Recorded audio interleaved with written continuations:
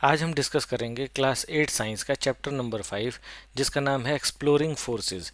यह chapter NCERT के नए सिलेबस के हिसाब से डिज़ाइन किया गया है और एनसीईआरटी की नई book curiosity A text book of science के चैप्टर नंबर 5 से लिया गया है। इस चैप्टर में हम ये जानेंगे कि फोर्स क्या होता है, जब कोई फोर्स किसी ऑब्जेक्ट पर एक्ट करता है तो उस पर क्या क्या इफ़ेक्ट्स प्रोड्यूस कर सकता है। हम कांटेक्ट और नॉन कांटेक्ट फोर्सेस के डिफरेंसेस को समझने की कोशिश करेंगे। हम muscular force, friction force, magnetic force, electrostatic force और ग्रेविटेशनल फोर्स के बारे में डिस्कशन करेंगे। हम मास और वेट के डिफरेंस को समझने की कोशिश करेंगे। यह जानेंगे कि बायोंड फोर्स क्या होता है और यह भी समझने की कोशिश करेंगे कि क्यों कोई ऑब्जेक्ट किसी लिक्विड पर फ्लोट करता है जबकि दूसरा ऑब्जेक्ट उस लिक्विड में सिंक कर जाता है।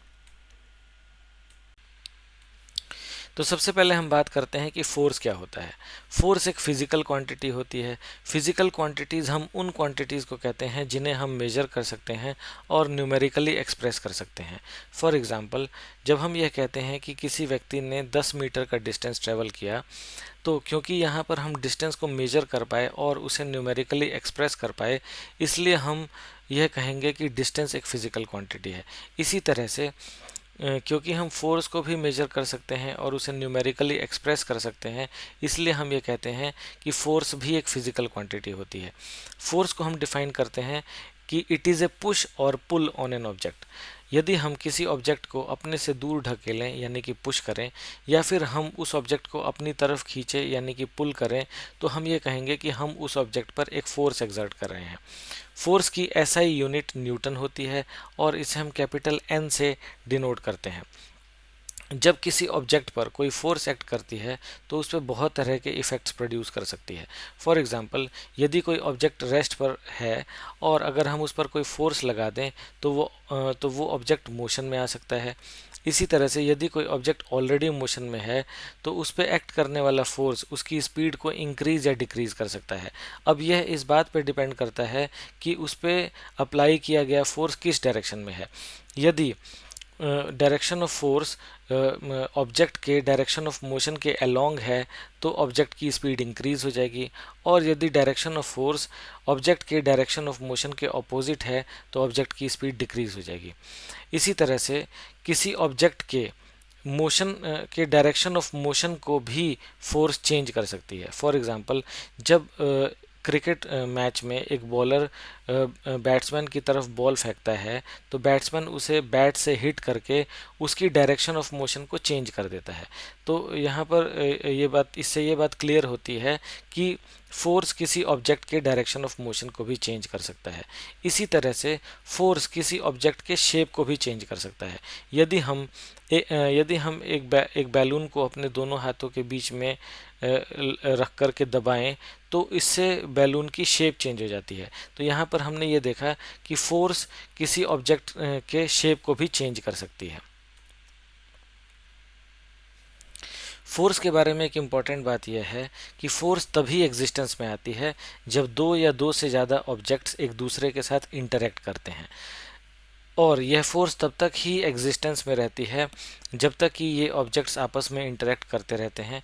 जैसे ही इनके बीच की इंटरेक्शन ख़त्म हुई वैसे ही फोर्स भी एग्जिस्टेंस से ख़त्म हो जाता है। फॉर एग्जांपल, हम ऊपर दिए हुए इस डायग्राम में देख सकते हैं कि यहाँ पर एक हैंड एक बॉक्स को पुश करने की कोशिश कर रहा है, और क्योंकि हैंड बॉक्स के साथ कांटेक्ट में है और पुश कर रहा है इसलिए बॉक्स के ऊपर एक फोर्स एक्ट कर रही है। पर जैसे ही हैंड का बॉक्स के साथ कांटेक्ट ख़त्म हुआ वैसे ही इन दोनों ऑब्जेक्ट्स के बीच में एग्जिस्ट करने वाली फोर्स भी खत्म हो गई। इसी तरह से हम इस दूसरे डायग्राम में भी देख सकते हैं कि जब एक ऑब्जेक्ट दूसरे ऑब्जेक्ट के साथ इंटरेक्ट कर रहा है तभी उनके बीच में फोर्स एग्जिस्ट कर रही है, और जैसे ही ये इंटरेक्शन खत्म होगी वैसे ही इनके बीच में एग्जिस्ट करने वाली फोर्स भी खत्म हो जाएगी। अब जब दो ऑब्जेक्ट्स के बीच में कोई फोर्स अराइज करती है तो यह फोर्स दो तरह की हो सकती है। एक को हम बोलते हैं कांटेक्ट फोर्स और दूसरे को हम बोलते हैं नॉन कांटेक्ट फोर्स। सबसे पहले हम बात करते हैं कांटेक्ट फोर्सेस की।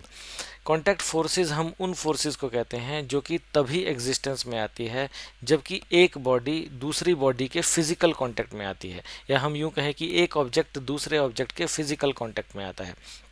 फॉर एग्जाम्पल, जब हम किसी डोर को अपने हाथ से पकड़ करके पुल करते हैं या पुश करते हैं तो हम वहाँ पर अपनी मस्कुलर फोर्स अप्लाई कर रहे हैं, क्योंकि हमें हमारी बॉडी में मौजूद मसल्स ही कॉन्ट्रैक्ट करके हमें एनर्जी प्रोवाइड करती हैं कि हम उस डोर को पुल या पुश कर सकें।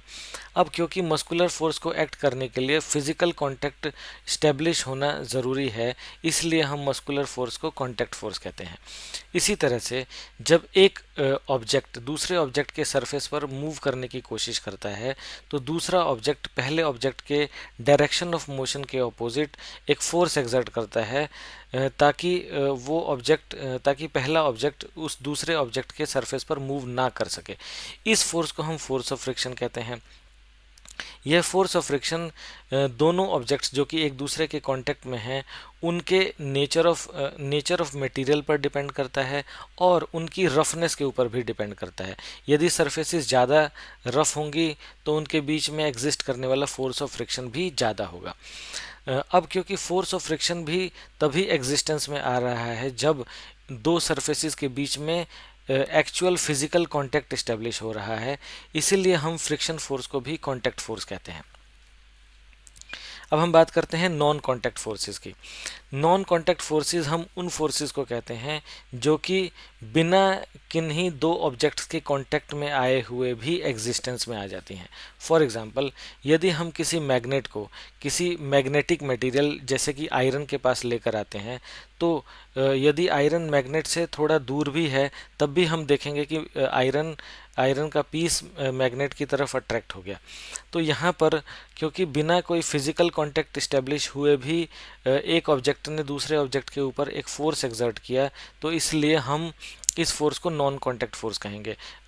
तो जैसा हमने देखा कि मैग्नेटिक फोर्स एक नॉन कांटेक्ट फोर्स होता है।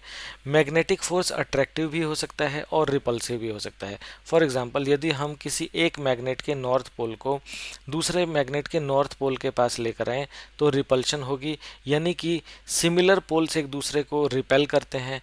पर यदि हम एक मैग्नेट के नॉर्थ पोल को दूसरे मैग्नेट के साउथ पोल के पास लेकर आएँ तो उन मैग्नेट्स के बीच में अट्रैक्शन होगी, यानी कि मैग्नेटिक फोर्स यहाँ पे अट्रैक्टिव फोर्स की तरह काम कर रही है।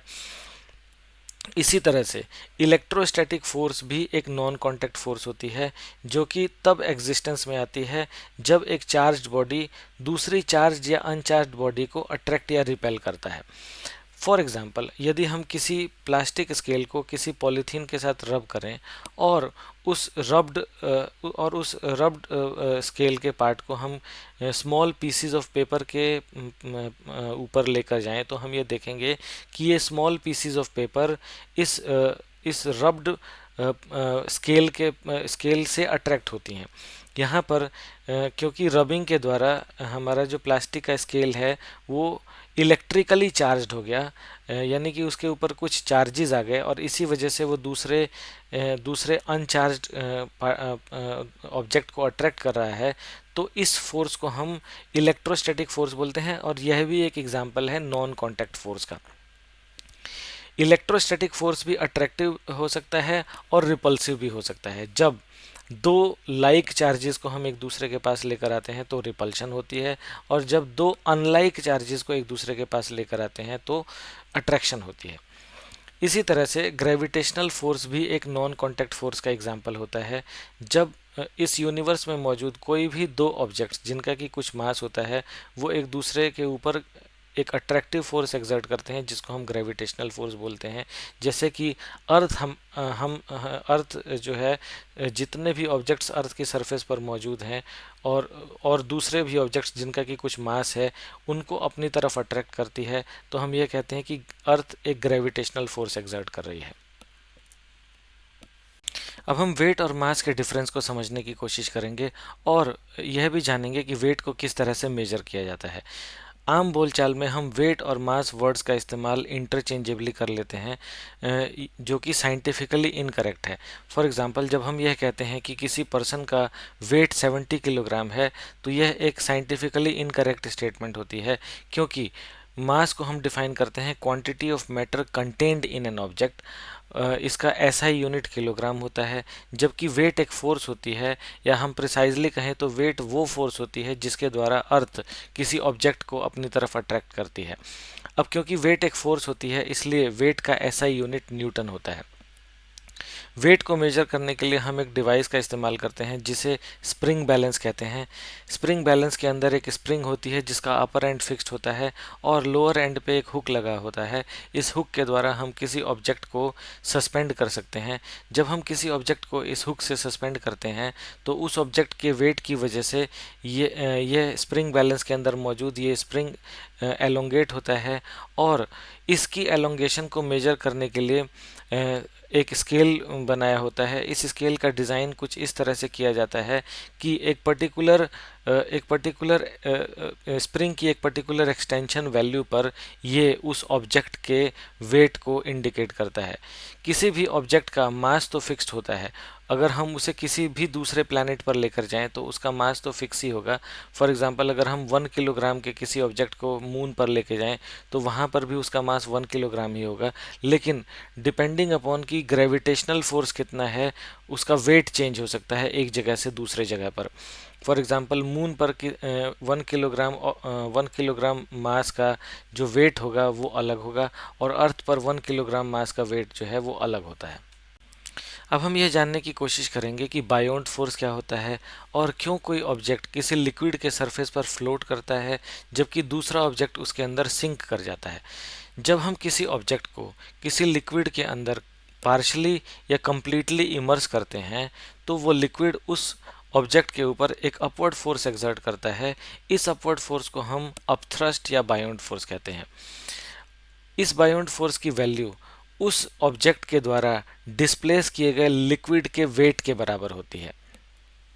इसी प्रिंसिपल को हम आर्किमिडीज प्रिंसिपल कहते हैं।